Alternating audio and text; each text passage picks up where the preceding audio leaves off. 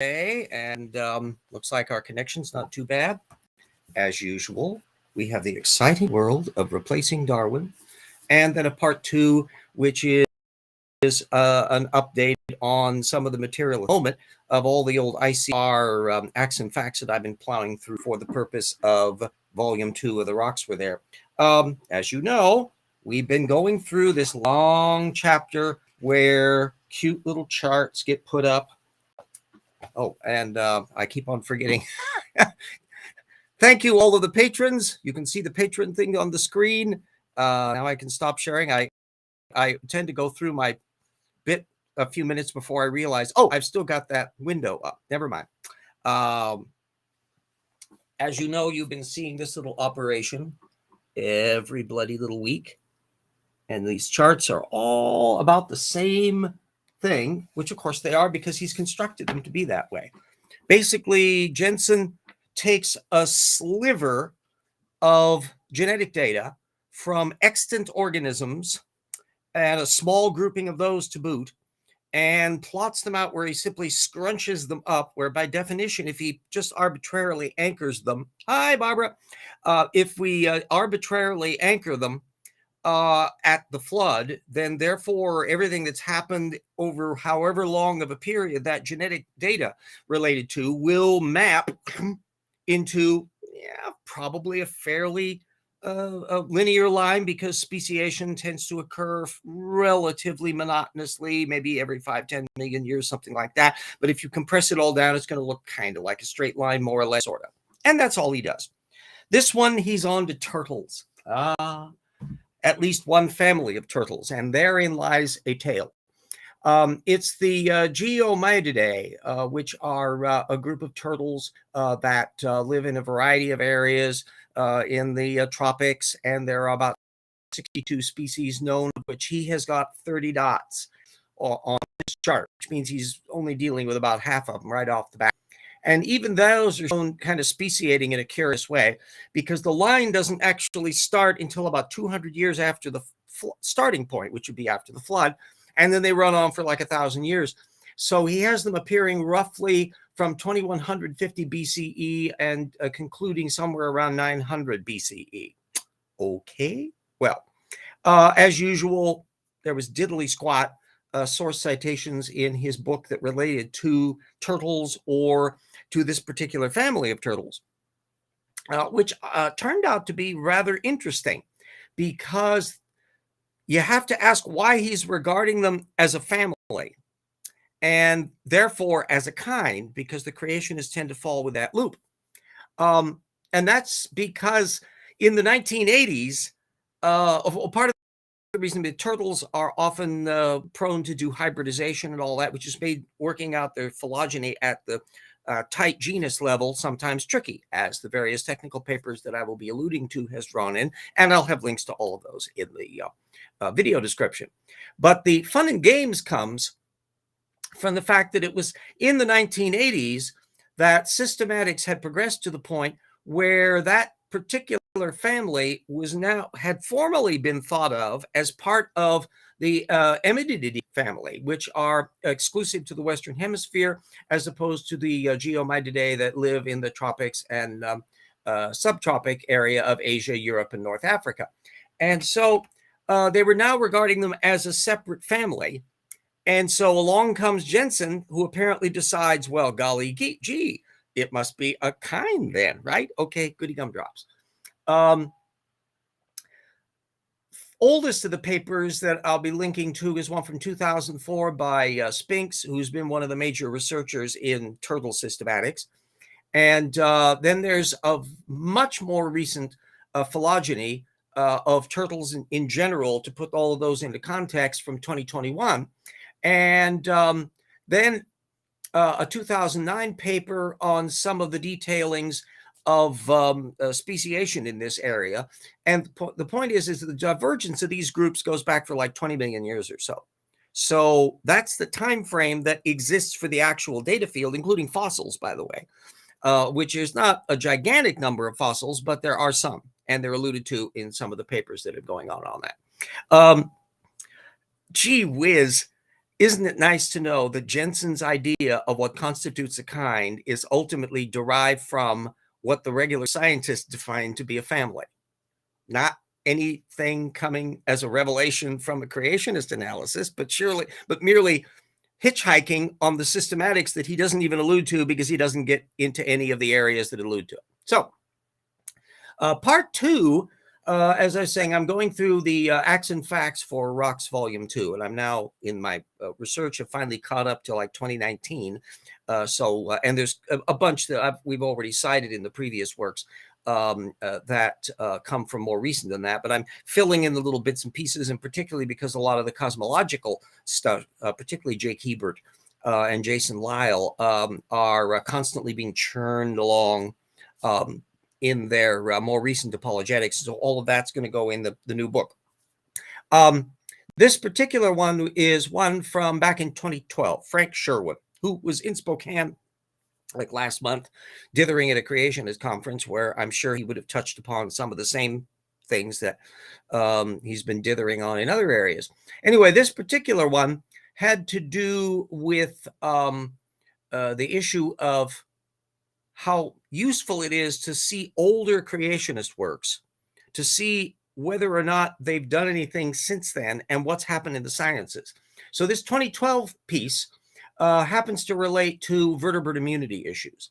And he authority quotes a paper that was already 12 years old, Laird 2000, which was from PNAS. So I'll be putting the link in on that, on adaptive immunity and its constrained appearance over, drum roll, 50 million years between agnathan and chondrichthymian divergence. You can read the article yourself and compare it to Sherwin's authority quote spin to see that he's misrepresenting and evading the content. But remember, this is Sherwin 2012 riffing off of a 2000 paper that was already a decade old at the time. What about work since 2012? Or for that matter, work from 2000 to 2012, let alone 2012 to 2022? Turns out there's an awful lot. And nothing of it from the creationists. They've really kind of skipped a lot of this issue. But I start with a 2005 paper by you, and then there's a 2009 one. This is on the Amphioxus adaptive immunity. A 2009 paper by John on the Acaros gene family and the origins of adaptive immunity. And then Flajnik and Kasahara 2010 on the origin and evolution of the adaptive immunity system and various genetic events and selective pressures that were involved in that. That just brings you up to 2012. Anything in the decades since then? Ooh. Well, there's an awful lot of work on the, hi, greetings from sentient beings. Hi, Purple. The next bit it relates to the role that retrotransposons and such have played in this. As they see that decade between the 2000 paper and Sherwin was working out an awful lot of the players and the dynamic systems and what genes were involved and what their roles were in various organisms, and particularly basal ones like the agnathan fish and all that, to get a sense of where the players are going. At that point, you can then move on to figure out more about the dynamics of what's going on and the role that retrotransposons and that have played on it. The ubiquitous Eugene Koonin has a part here in a 2015 paper, and then there's a 2016 one from Van Hoede that I'm putting on that the discovery of the role that this is going in prokaryotes before eukaryotes, that there are processes involved, and their title of that, Diversity Generating Benefits of a Prokaryotic Adaptive Immune System. So all of this is piecing together the implications that nothing pops out of the box fully designed in the real world of biology. And the more you look, you start seeing the bits and pieces of it and genetic systems that develop that are like a coiled spring of potential adaptation that come into play as other factors come into play, including things like retrotransposons, which are stuff that are coming in as invaders from outside with the bacteria and lateral gene transfer from there, and of course viruses and all this other stuff. Now, so much of this stuff with adaptive immunity is way before you get into terrestrial vertebrates. And so what you've got is a period that's going back when we're dealing with prokaryotes, some of the genetic subsystems in here are probably things going back well past the Precambrian or into the Precambrian. And so that you get this big picture thing, which of course makes it extremely exciting from a scientific point of view. And that's why such ongoing work continues to be done. And then you go over to the creationism land and it's nothing but crickets, to where they'll just kind of peek around the corner of the work that they don't actually do. So it's, as a general principle then, if you bump into creationist literature, always pay attention to when it was written, as well as what they're citing. All of that relates to that methodology issue, to where you're looking at the range of papers that are doing. And now that I moved into the stage in the tip processing thing, where effectively I'm cataloging the entire anti-evolution literature and what they've cited over the years, which is at the moment in my listing somewhere around 7,000 papers. That's out of a data field of something like 30,000 technical papers and another 10,000 general science work. So it's a big field to fiddle with. That you can start analyzing how they're coming onto the turf. Some of them are retreading old material, just as Sherwin was retreading material that was a decade old, didn't pay attention to the stuff that had happened in the years between that. All of that starts coming out when you put the notation of when the article was written versus what the stuff is written and what they're citing and what they're not. If they're citing it for authority quotes, that's one variable. So you always want to track down the original material if you can to find out what the quotation was in context. And then you play the bingo game. Guess how often it is that the creationists will have left stuff out that they should have mentioned had they been rigorous, and you will discover when you read the paper. So you will find that you'll learn stuff by reading the paper that was authority quoted. It's a different context if somebody, Nathaniel Jeanson falls into this road typically, of where he tends not to authority quote things. He does, however, make dangling claims and cites technical literature that has material in it, as I've been pointing out over the many, many weeks, that he misrepresents or doesn't discuss at all or ignores. But it's not because of the authority quote thing. So it's always a win-win situation in terms of tracking down the original source material. The older, really older stuff, if they're dredging up material from the 1980s, that's a particularly dead giveaway, because for all practical purposes, there's been such a revolution in genetics since the 1990s with the discovery of homeobox genes and all of that. And then, of course, the recognition of the role of retrotransposition and all of that, that any work that is citing really old stuff, and particularly generic material, even textbook material. Textbooks tend to be very compact in how they present stuff, and they're also kind of doing the receive wisdom thing. So they're not necessarily the cutting edge material that you would get if you were suddenly diving into a college course. I know that from the historical end. This is not unique to the sciences by any means whatsoever, to where what you were getting in a textbook level in high school in history didn't prepare you for what you discover when you get to college, when you're bypassing the textbook part, and now you're actually looking at primary source material that's coming out of the publications currently. And my co-author Jackson Wheat would be reflecting exactly the same thing, that the kinds of material that you're getting at a college level, learning to get a degree today, is miles away from stuff if you're just recycling material that's in a textbook that was written in 2007. Not that the textbook would have been inaccurate in 2007, but it can't possibly be keeping up to speed on stuff that's happened in a decade or more since then. So all of these are some of the tools that are coming into play as to how the creationist is parsing out the data field to whittle it down to little teeny shreds and pieces that, if you turn them just the right way, will make it look like they're cartoon, but not if you try to pay attention to all the data field.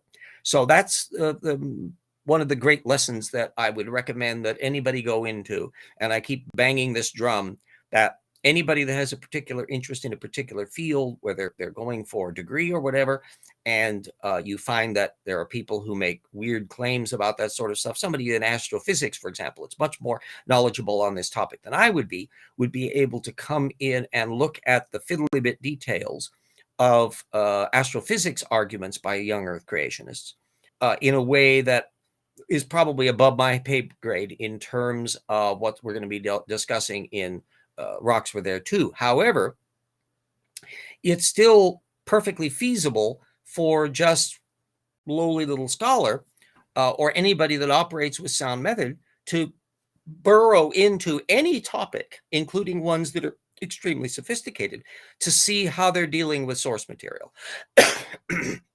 What I find particularly useful is when you discover that the creationist is misrepresenting the field because they are blatantly misquoting what the source material is. That you can discover that independent of how knowledgeable you are on all the details of what's being presented. If you discover that a particular quote has a little ... in the middle, and they've left out important stuff in the middle of that, you can see that this is stuff they should have addressed.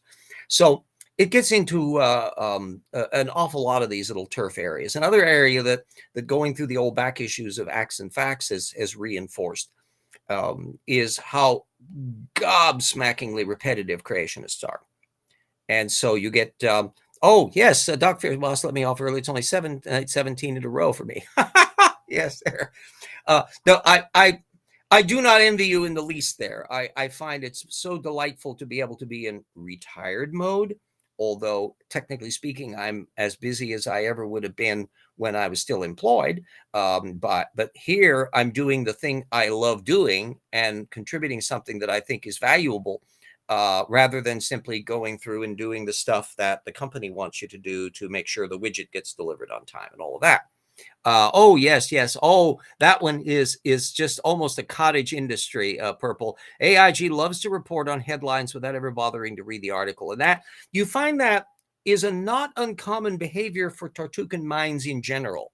They'll see the headline, and a great many, particularly clickbait, if they're drawing off of secondary sources, the odds go way up on this. And there's an awful lot of secondary itis in not just AIG, but in anti-evolutionists generally and in ideologues generally, is they tend not to try to find rigorous technical works to riff off of. They'll riff off the Science Daily announcement of the thing, or in some cases, Fox News announcement of something. And so the farther away you are from the source material, the more you are likely to see a headline that's done up for clickbait and saying, momentous discovery, or this is shaking the ground. Oh, wow. And so they want to hype it up. Often the text in the description is not so incendiary when you actually read the whole thing. But you're absolutely right that the temptation is, if you're just a surface level trawler for things, you'll pounce on some of this stuff and not realize what the actual content of the material is. Hi, Command Cyborg. Yes, which is, I think, the old picture from the one from Mystery Science Theater 3000, I think, or maybe a slight modification of it, because it doesn't look quite like a popcorn machine, which was the one in Mystery Science 3000.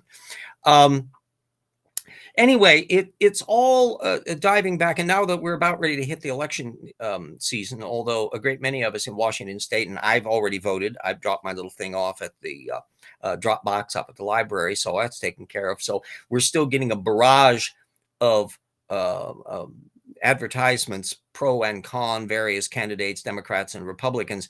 And I'm going, excuse me, but in my case, it's an absolute waste of time, because I've already voted, and nothing that you put on the TV is going to be able to change the vote I've already made. So la-di-da, too bad. But it's still the one thing that I was really disappointed in, and you can probably spot the same thing in your area if you've been following political debates where candidate A debates candidate B on stuff, or they have interviews with them and in various news media. And our local media have done a quite nice job of gathering together the various people and asking them not irrelevant questions.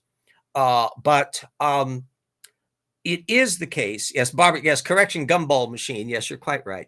Quite right. I was never a gumball person, but so it always looked like an air popper to me. But yes, it was the gumball machine. You're absolutely correct. I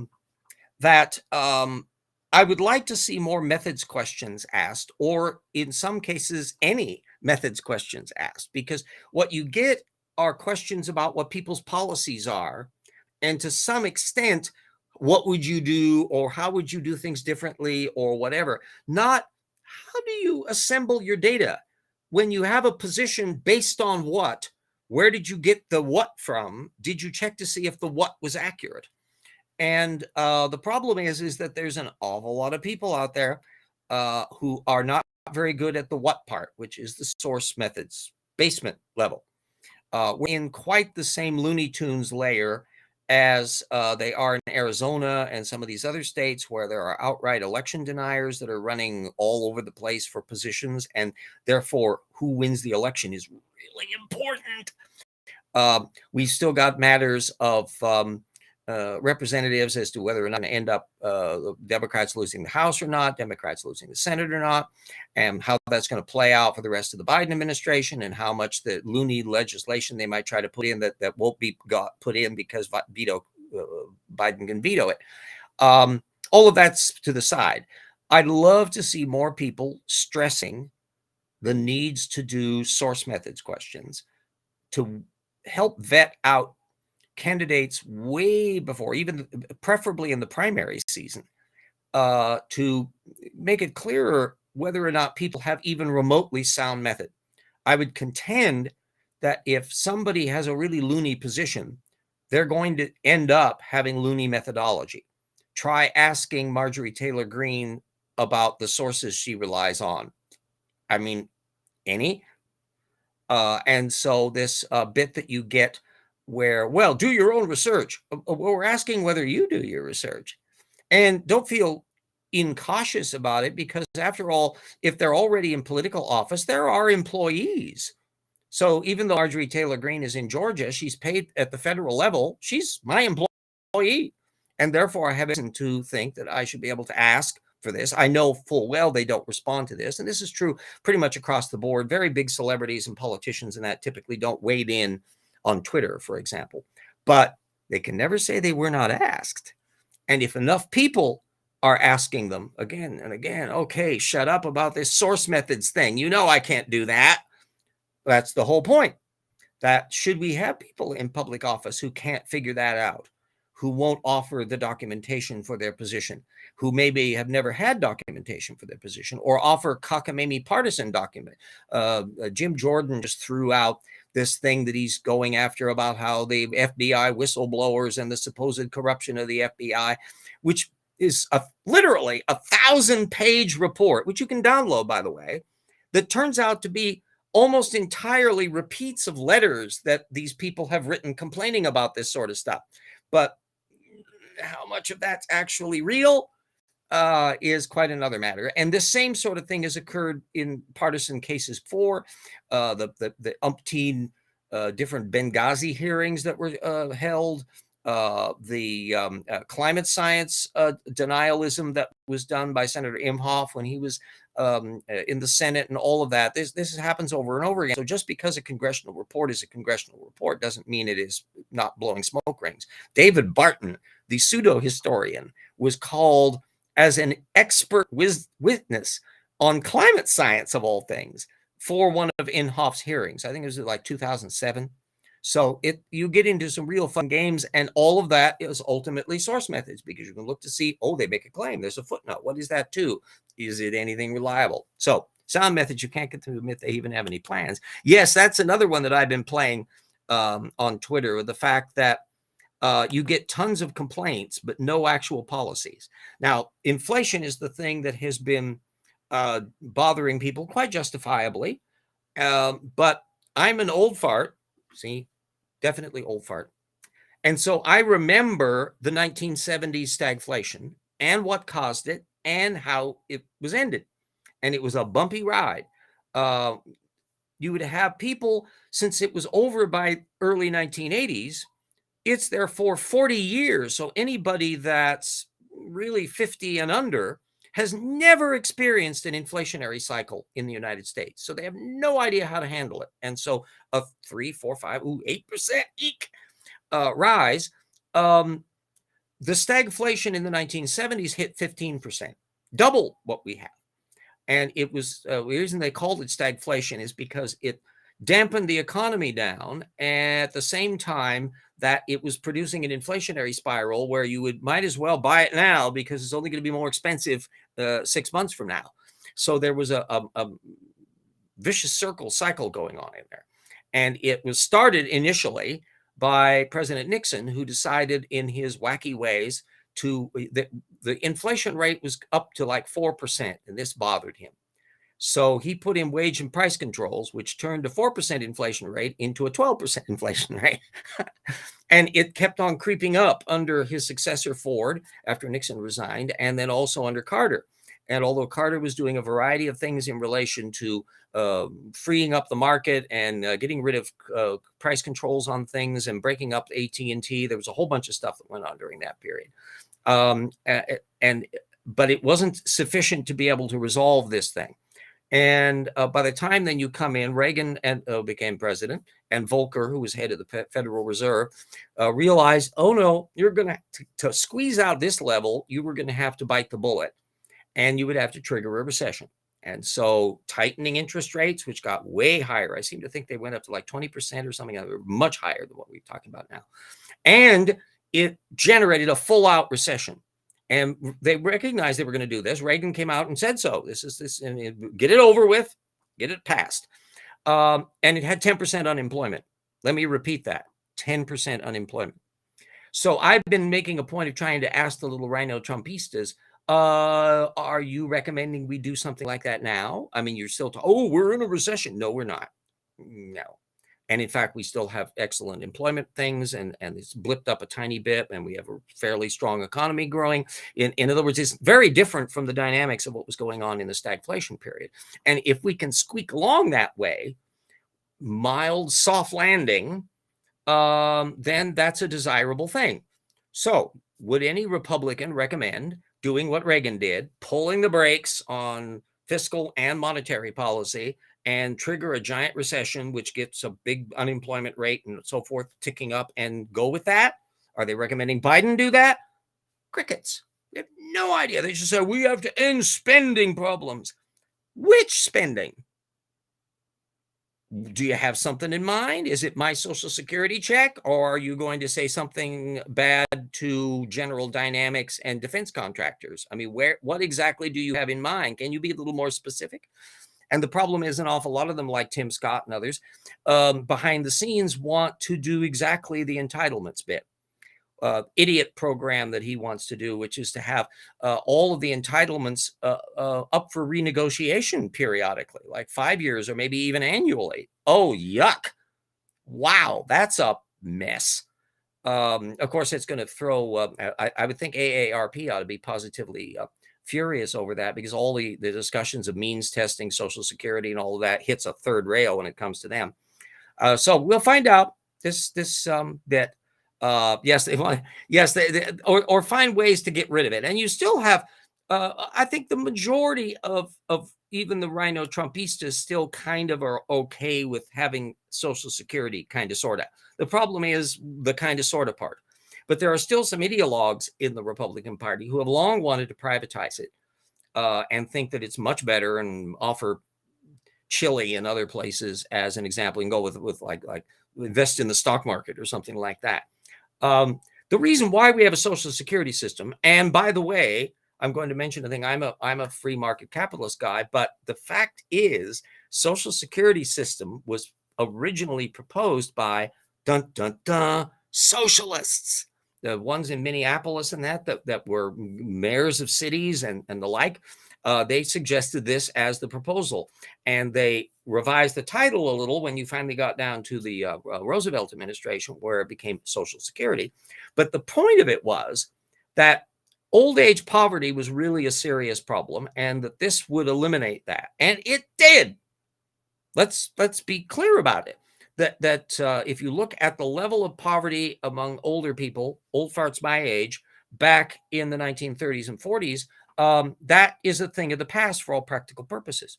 Yeah, that's another issue he has, whether it's sold out to the Republicans. Yeah. Well, remember, there can be old people who have big retirement cushies.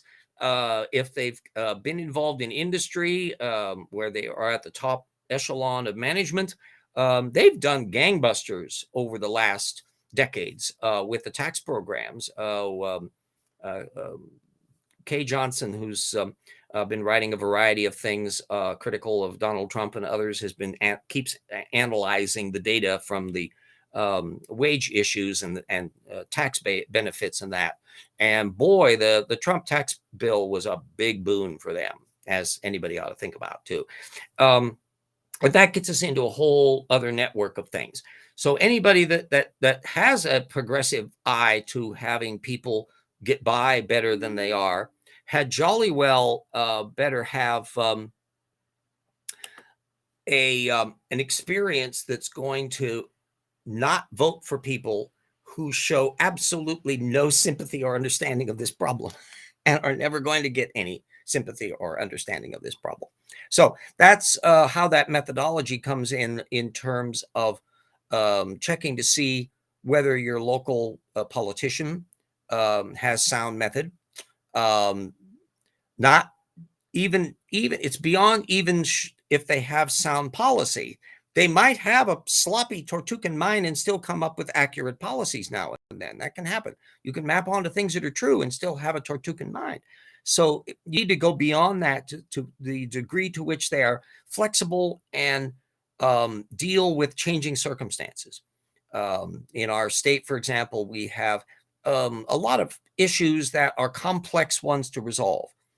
We've got salmon runs that are deeply affected by the fact that we dammed so many rivers, including the Salmon River.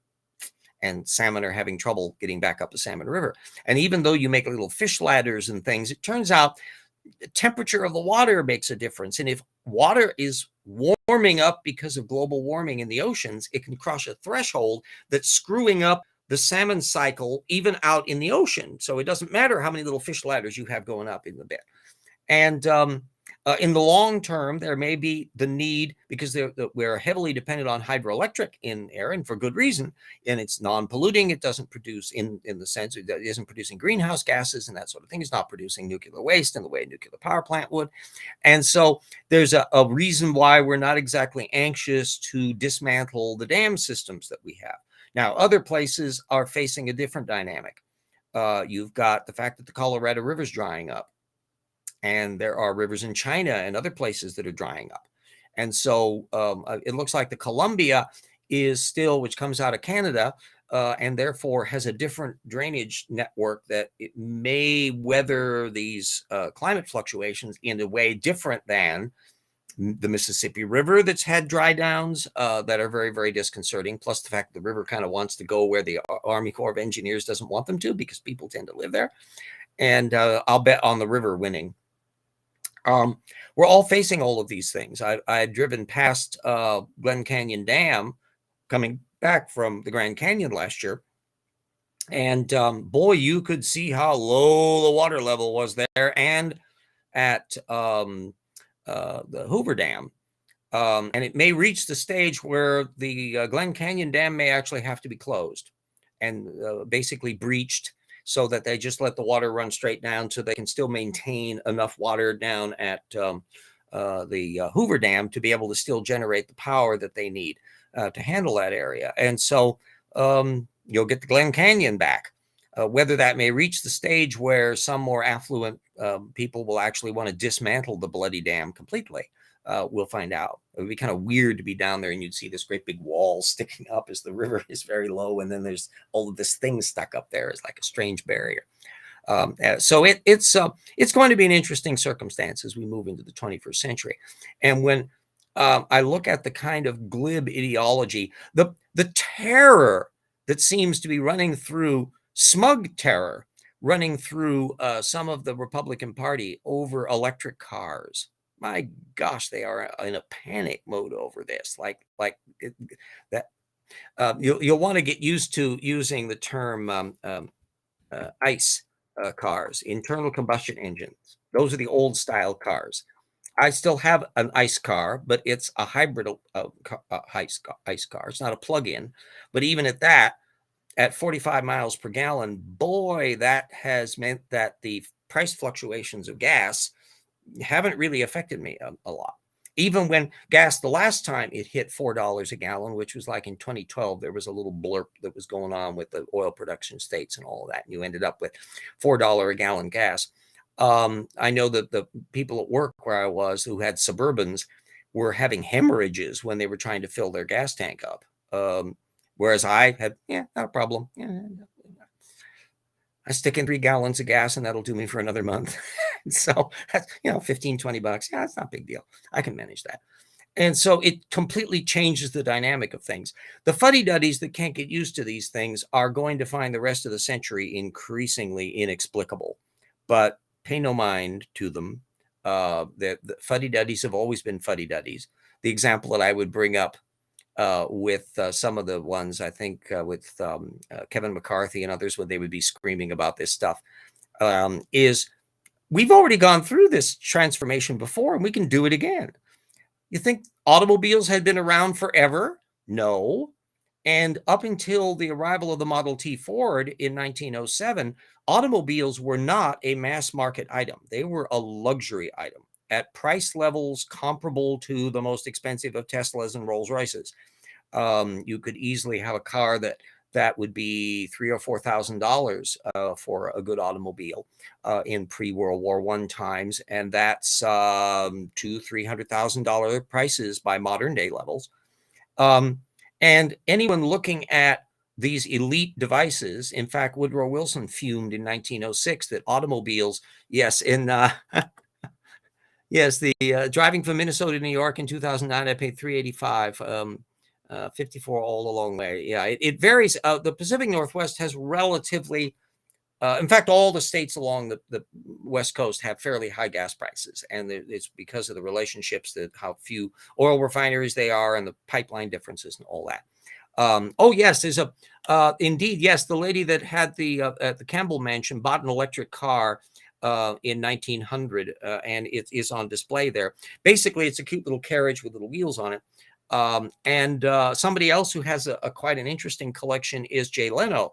He not only has some of the old electric cars, he has the electric car chargers, that there were a bunch of them around New York City in like 1902, 1903. And at that time, it almost looked like the electric car would be a big player at the time. Because remember, the electric car worked nicely in an urban environment, and that's where the paved roads were.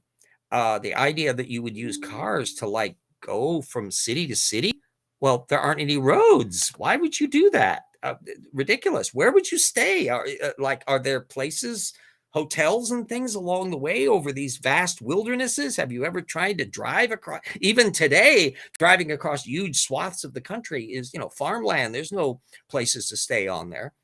And all of that would have thought to somebody in 1905, do you realize what you'd have to do to make cars popular? Heavens, you're going to have to put roads everywhere.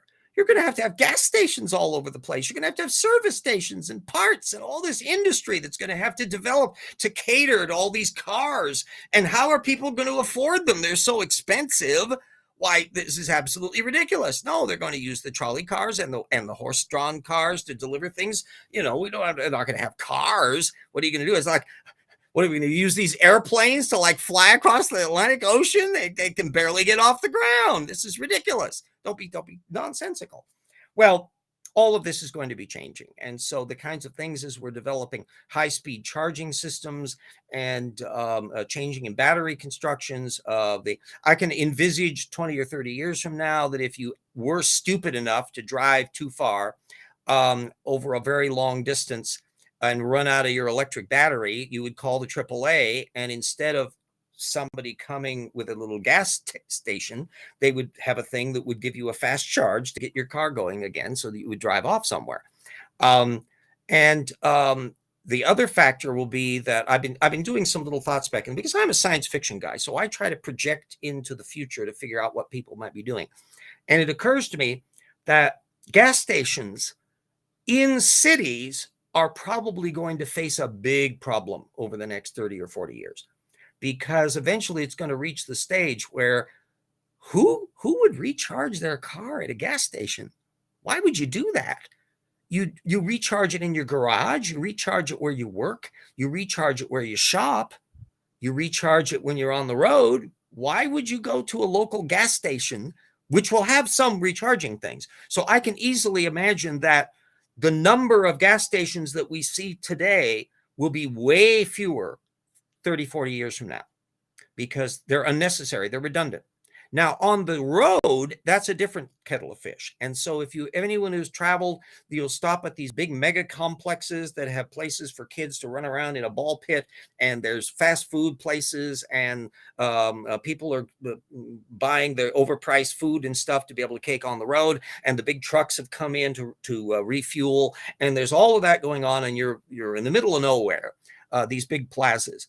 Those, I am sure, will simply add electric charging facilities for them. And they'll adapt fairly easily to the changing environment, where eventually it goes down the road where the little kids will be asking, why do we call them gas stations? Well, for the same reason that we call our live streaming and DVRing taping things. Back in the old days, that's what we used to do, and we still use the same words. Isn't it charming? And of course, there are still some ICE cars around, people who haven't taken their old vintage Cougar or a Mustang and had an electric engine put into it, and they're still driving it around. Of course, they're paying $40 a gallon on gas, because gas is really expensive, because the market for it has shrunk down, and the penalties for the fact that it's a carbon fuel. The bigger area that will be actually a much bigger challenge to get over will be the electrification of aircraft. Or at least the greenification of aircraft, because the weight to lift ratio and the amount of fuel involved in that, even trying to switch to a hydrogen powered aircraft, is a little dicey. And so there's a bunch of technical innovations that be going on there that can relate also to lighter weight with carbon fiber and a lot of these other things. Now, short haul aircraft, ones that only go a few hundred miles, air taxis can do those. And so you can have a completely all-electric flying machine that picks you up in your driveway and flies you 200 miles to another city. That's manageable with the kind of technology that certainly will be around in the next 5 or 10 years, and some of it's already here. Bigger aircraft and other things are quite a different kettle of fish, but it's an exciting world we go to. Yes, yeah. Well, that, I think they'll probably have to change that. I think that's another reason of having people who aren't idiots in Congress to be able to do these things. What we need are universal standards for these sorts of things. And if you have that to where everybody plays up the point to where vehicles are making use of standardized systems, then that's all of that. Demand for gasoline goes down, so will production of plastics. Yeah. Well, a lot of plastics is a redundancy that really needs to be dealt away with. That first of all, we should be definitely having to recycle plastics much better than we do, and the technology in that is glitched up an awful lot, so a lot of the stuff that goes in your recycling bin doesn't end up getting recycled, and that's partly due to the intransigence of the petrochemical industry that really doesn't want to have that kind of thing going on. Then there's also the just ridiculously massive amount of plastic packaging that comes in with so many of the stuff that it's like breaking into King Tut's tomb, to work your way down through this layer of stuff around electronic equipment and crackers and all sorts of stuff that we occur. And a lot of that's going to have to change and come up with new biodegradable things that are much more sophisticated than what we're dealing with now. And if you have the legislative end to where they're nudging the market to be able to move in these fresher areas, that can be done more painlessly than it would if you wait till ecological catastrophe takes place. Fortunately, we're going to be saying goodbye to the year 2022, which I think was the year in which Soylent Green was set. That our environment is much better off than Soylent Green, but we're still facing serious concerns, population shifts, the flooding in Pakistan, the fact that even if they don't want to use the term global warming, the fact remains that there are cotton farmers who have just terrible droughts in Texas right now. And there are places in Kansas where the farmers are having a devil of a time growing things. And of course, the perpetual fire season that we have in California, that's driven directly from climate changed. There's been technical papers. Noah Diffenbaugh, who's done research on this, came to Spokane a few years ago and gave a wonderful lecture on this at Gonzaga University, and all of that. His papers are available at Proceedings in the National Academy of Sciences and all that, so you can download any of that. I'll type his little name in here, Noah Diffenbaugh. Boop, boop, boop, boop, boop. That can get you into some of the material on here. And it's a challenge for us, but we're not incredibly stupid unless we elect incredibly stupid people. Yes, Silent Green was better at recycling humans. Yes. The live human, trying to recycle the live humans gets into a lot of those problems. Is there any way to reproduce plastic without petroleum? Well, remember, it's hydrocarbons, and you can theoretically, you could get some of that stuff from natural gas. You could theoretically even make it out of coal and other kinds of material. Another area that's of concern, water usage, cement produces an enormous drain upon that kind of thing. And potable water is another factor that's very relevant. That's just as serious an issue to deal with than petrochemicals and methane gas and all that sidebar. So there's an awful lot of challenges that we're facing. And there are already technical areas that are moving into things and developing stuff. An area that I'm kind of looking on that will be of interest. There's a Scottish company that is trying to crack the difficulties of making tidal generators. And the problem with anything that operates in the sea is that oceans are corrosive and critters want to live on them and do all sorts of stuff. But in principle, tidal power, in addition to solar power that's on above ground and your wind generators that can be put all over the place, has a tremendous advantage because tides are really stable. They come in and out like clockwork, and you can predict down to the kilowatt exactly how much power you'll be getting at any given time. So there's a whole, yes, there's a recycling of human bodies now. Business is doing that now. I would like to joke that thing that occurred to me years ago was the idea of a giant Tupperware coffin, which has that little burp sound when you close it up. But we live in an interesting and exciting world. Now, another area that's intriguing that we're still not entirely sure about the dynamics of is with the 8 billion people that we have on the planet now, how effectively can we see improvement in local populations? And if we alter the fact that without necessarily reducing lifestyle, still have amenities for as many people as possible. And it's a complex issue. Lots of factors in it. It will involve international issues. India, for example, wastes a ton of electricity, which they generate with dirty coal plants, because so many people are impoverished. They're stealing the power, and the electric grid is like a colossal mess of extension cords in their cities, and they waste a massive amount of power that way. So a complex issue would involve addressing the Indian power grid. Now, try to talk any rhino Trumpista into that kind of an international arrangement. They're going to balk at it for the same reason. They're penny wise and pound foolish. Just as back in, I think, the Bush administration, although they wanted to continue it, the radical Republicans at that time, and this was first George Bush, not second, objected to the idea that we were giving educational aid to Pakistan. Well, that ended. And Pakistan, which didn't pay much for their schools, pretty much allowed madrasas run by Islamic mullahs to take over education. And boy, that sure worked out well, didn't it? So here we are 30 years down the line and a mess. So the inability to see the consequences of actions, the inability to try to pay attention to all the facts that are going on, the fact that, like with gun deaths and the like, that Congress, with bowing to the gun lobby, made a point that forbids the government from really diving into looking at the causes of crime and gun usage, and other than just kind of gross numbers that the FBI keeps track of. And they won't allow them to do any studies beyond that kind of a level. And guess what? We are awash with guns, and we've got kids getting killed and towns and cities as gang warfare is going on, because we have just a colossal amount of guns. Plus, the gun lobby obviously has a direct financial interest in scaring people, so they keep selling guns. It isn't like we have a shortage of guns. We have more guns than we have people.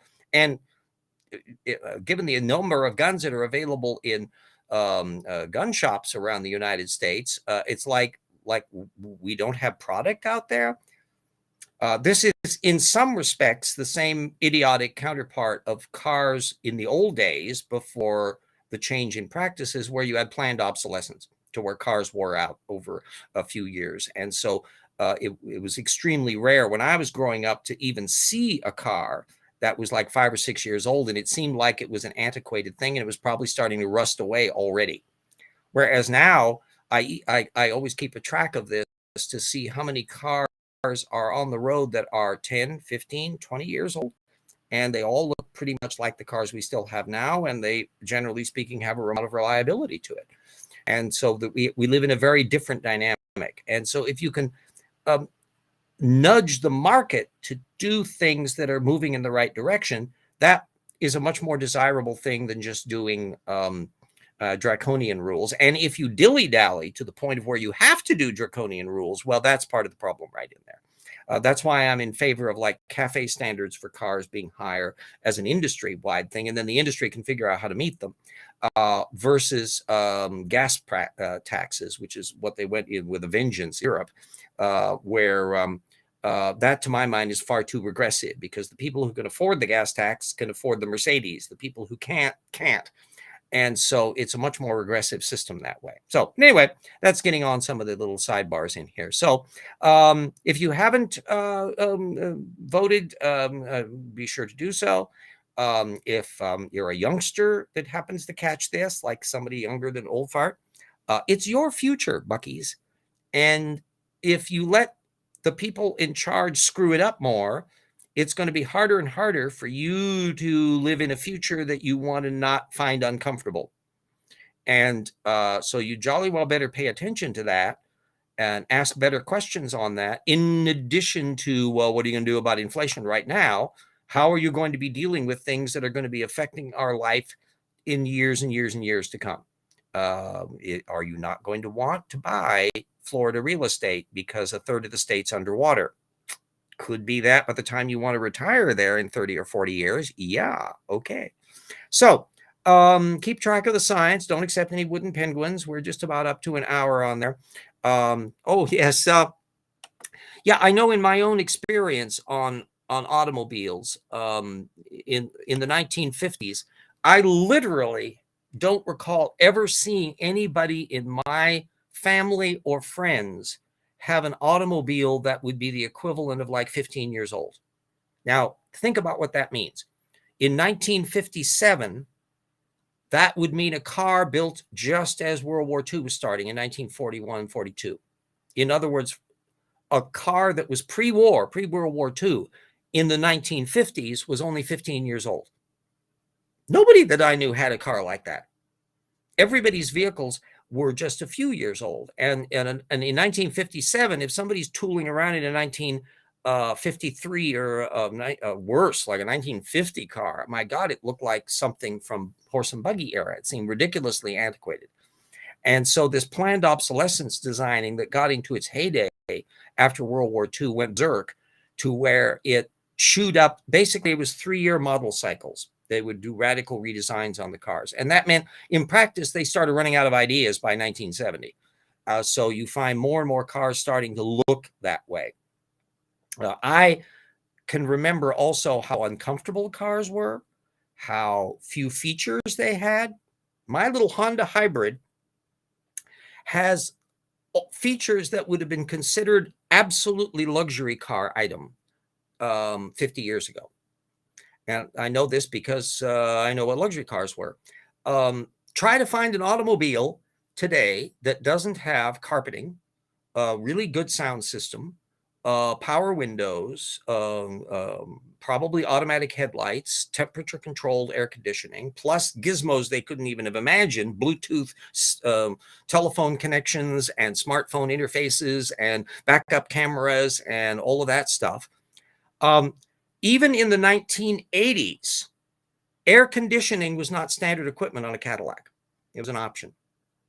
and the kinds of things that I know my butt tells me when I drive to Seattle for family gatherings for the holidays, how more comfortable car seats are today than they were in those days. The Buick, even the T-type bucket seats that were the Learjet seats aren't as comfortable as the ones that I have in my little Honda today. That was a 1983 model car. And then the plushy velour of the Chrysler LeBaron from the 1970s looked nice, but my God, you felt like a piece of mush after you'd driven 100 miles in it. So it's very probable that since so few people would be knowing vehicles that were designed in the old model, unless they were just having a nostalgia car that they have, because that was the car they were laid in college, and so they have that as their, so they got their 1965 vehicle that they have as a prestige thing. Yes, lots of miles on a 1990 Toyota.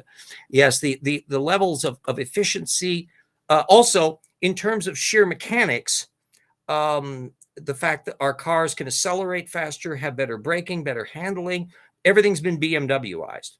And I also know how bad automobiles were in those periods. So I'm not even remotely nostalgic for the ancient ICE cars. They're passe. Much more delightful in current technology. And the one thing that idiot Tesla has done as a slight public service here is that he did in fact make electric cars cool.